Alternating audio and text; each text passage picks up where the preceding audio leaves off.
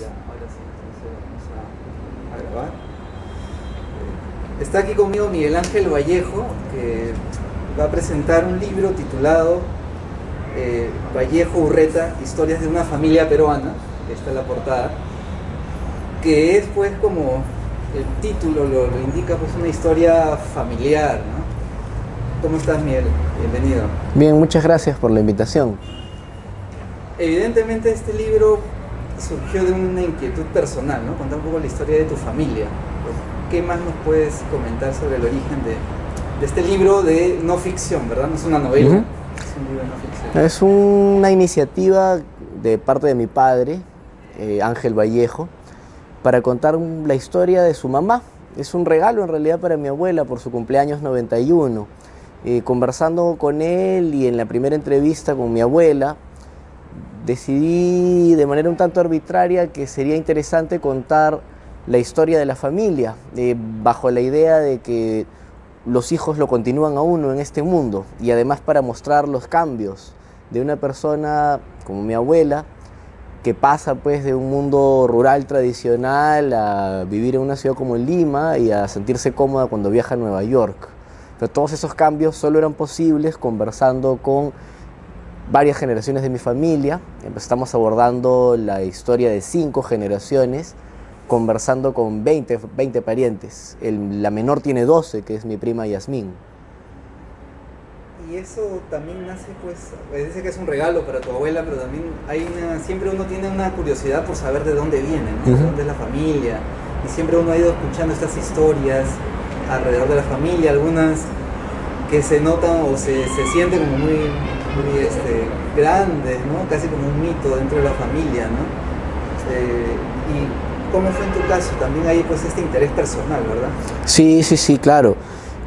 Bueno, hay vacíos. Creo que lo que tienen en común todas las familias, la verdadera argamasa de una familia, son sus secretos. Es lo que uno no sabe del otro, lo que uno sabe que uno sabe del otro, y las leyendas que se van inventando. Digamos, sobre lo primero, sobre los secretos, hay pues muchas historias que a lo largo de las entrevistas yo no conocía, que me sorprendieron mucho, otras que no conocían entre ellos. O sea, tengo el testimonio de una tía que habla de un momento muy duro y que nunca se lo había contado a su esposo, a mi tío. O sea, fue una revelación durante la entrevista. Sobre lo otro, que creo que tiene más que ver con tu pregunta, los mitos familiares. Siempre había escuchado de mi abuelo es César Vallejo, no era poeta, era constructor de caminos, arriero, ojalatero y etcétera. Siempre había escuchado de su habilidad para trazar acequias, construir pequeñas carreteras, y él era casi autodidacta. Entonces fue una oportunidad de enfrentar tanto los secretos como acercarme a los mitos, algunos muy ciertos, y otros como que tenemos algún parentesco con el poeta César Vallejo, que toda mi familia les va a decir que es verdad, yo les aseguro que es falso. Pero no me conviene que se sepa porque siempre me invitan a almuerzos y eso, pensando que yo soy descendiente del poeta. ¿Y de dónde viene tu familia? ¿No es de Santiago de Chuco? No. Tanto Vallejo como Urreta, son los apellidos de mis abuelos, son de Ollón, una provincia en la Sierra Norte de Lima. Claro que cuando ellos nacieron era Cajatambo. Es una zona minera, muy comercial por temporadas, como estos años, por ejemplo, vive un boom. Y que si bien toda mi familia va a decir que hay un camino que lleva a Santiago de Chuco y el camino existe, pues no hay un vínculo directo con el poeta, ¿no? Siento decepcionar si alguien buscaba alguna cuestión más literaria. ¿Y qué ha sido lo que más te ha sorprendido? Y si hay acaso algo pues que no has tenido que contar por ser muy incómodo, porque a veces pasa con las historias familiares, ¿no? Cuando se novelizan, bueno, ya uno tiene la advertencia, es una novela. Uno dice es ficción. Sí, la baraja un poco por ahí, ¿no? Pero en tu caso este es un libro de No ficción. ¿no? Entonces, ¿qué es de lo que has encontrado en la historia de tu familia que te ha sorprendido más? Y si es que acaso hay cosas que no has contado por incomodar o porque no ser muy conveniente, en fin. Intenté ser lo más honesto periodísticamente hablando, así que ahí aprovecho para pedir disculpas a mi familia. Hay cosas fuertes, pero digamos que siempre les hacía la consulta, ¿puedo decir esto? Sí, no. Y cuando era un no tajante o un silencio muy claro, pues no podía ponerlo, ¿no? Con una suerte de respeto a la fuente también. Pero sí hay momentos fuertes, hay pues 3 familiares muertos en accidentes, digamos, de manera antinatural. Hay rencillas, algunas muy inocentes, muy torpes, otras de larga duración que me parece han sido superadas o deberían haber sido superadas. Pero como cuestión impactante, hay una escena, si bien mi familia es de Ollón, ellos se mudan a un pueblo pequeño en Cerro de Pasco, que es Misca, en la Sierra Baja de Pasco, entre Yanahuanca y Ambo. Y esa es una zona golpeada por la violencia del terrorismo. Entonces un momento en el que en esa casa familiar en Misca solamente vivía mi abuelo César. Todo el mundo había viajado a estudiar a otro sitio, a trabajar a otro lado. Y durante las incursiones senderistas y bueno, los reglajes de los militares, el pueblo se quedaba fantasma. Digamos, los pobladores de Misca iban a sus llamadas estancias, que eran sus pequeñas casitas en el cerro, los sitios donde hacían pastoreo. Y mi abuelo no tenía dónde ir, además que era el dueño de la tienda del pueblo. Y se quedaba ahí, como un habitante resistente, terco, para atender a su único cliente, un señor apellidado Fano.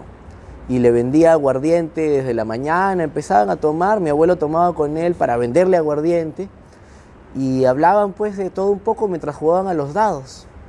Es una historia pues muy literaria, ¿no? De la que sin embargo no me pudo contar mi abuelo porque él ha fallecido. Son historias que tengo por otros referentes.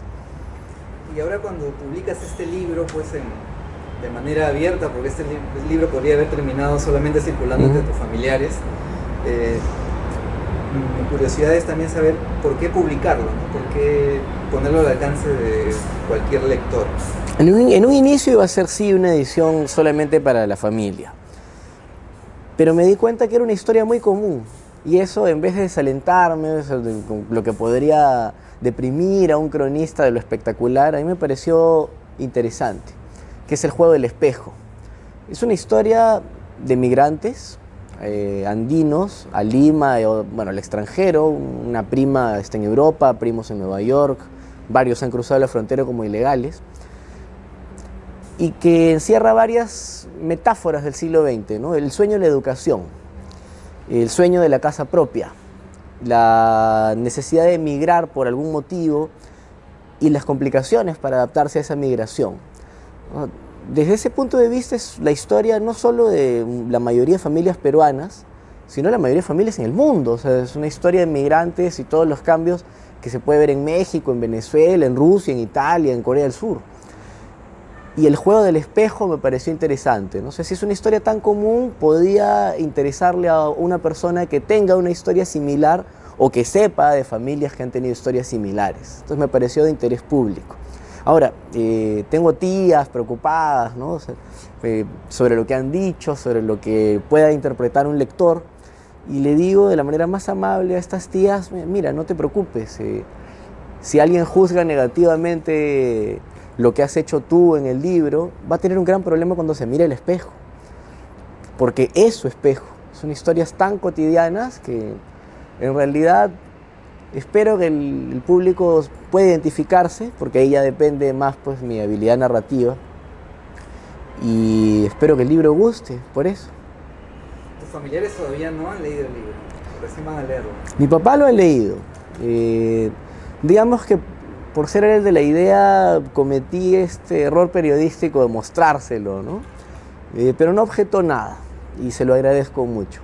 Además, porque si hubiera objetado algo, igual hubiera sido un motivo de una larga discusión editorial. Así que lo agradezco por partida doble. Y este libro es un registro, una variante, digamos, ¿no? Porque has publicado libros de corte fantástico, relatos, y ahora este libro, ¿no? También es quizás una manera de probar algo distinto, de hacer algo nuevo. Pues claro, es que en realidad yo me gano la vida como periodista. O sea, es lo que paga las cuentas. Y después de hacer crónicas sobre mi familia materna, que se publicaban en la revista Kaikan, que es, bueno, del lado japonés, ¿por qué no dar el salto a este lado, que es igual valioso, que es otra historia también interesante? Ahora, sí siento que sale este libro en un momento de un pequeño auge de la no ficción en el mundo, y más aún en el Perú, ¿no? Donde no teníamos la costumbre de tener textos biográficos. En general el idioma español es normalmente pobre en biografías. Los países de habla hispana, conservadores, no consideran que la vida de alguien puede ser interesante si no es un santito o un héroe militar. Pero creo que hay una corriente, ¿no? Hay biografías extraordinarias, incluso de personajes de la farándula, ¿no? Que están muy bien hechas, que son historias de vida bien armadas. Y si quería contar mi historia familiar, me pareció, por lo menos por el momento, más importante hacerlo en no ficción. Bueno, Miguel Ángel, muchas gracias y suerte con el libro. Gracias.